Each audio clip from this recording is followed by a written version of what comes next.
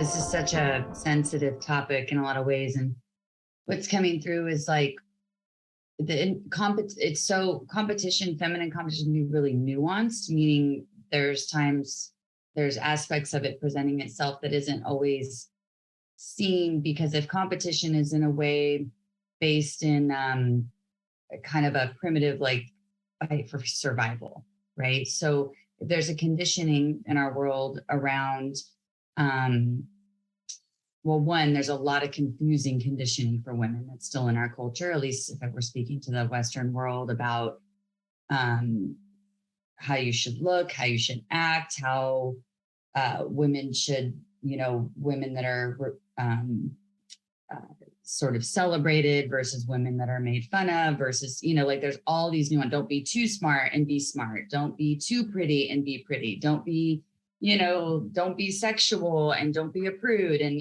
there's all like the confusion around identity that can come through. And there's often a lot of built-in insecurities is the way I would say it, in the sense that, for example, like I've noticed throughout my long career that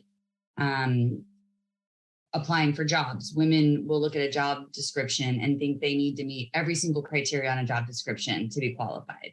And a man will think they need 3 of the items to apply for a job. And women are very concerned about, like, I need to prove myself to get the job, and then I need to be safe in that place to keep it. And so it's kind of like this fight for survival that's like runs through the system.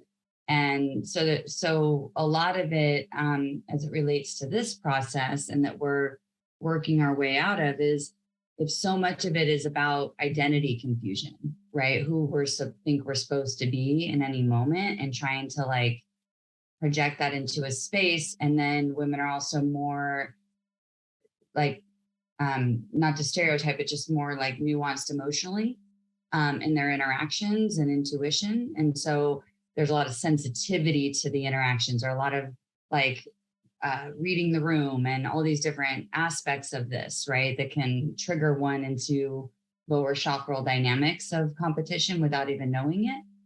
And again, it's based on this,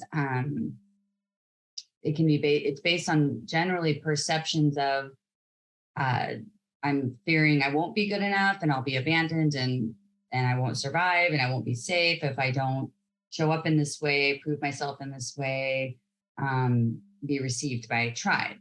And so the work comes back always to like creating a space of how do we release all of that and create a space where all of that can be released, so that we can communicate and hold that space for each other without being in that mode of I need to prove myself, I need, in order to stay safe, or I need to be better than, or I need to show that I'm somebody in the space, and attached to that ego portion that supposedly is saying I'm okay.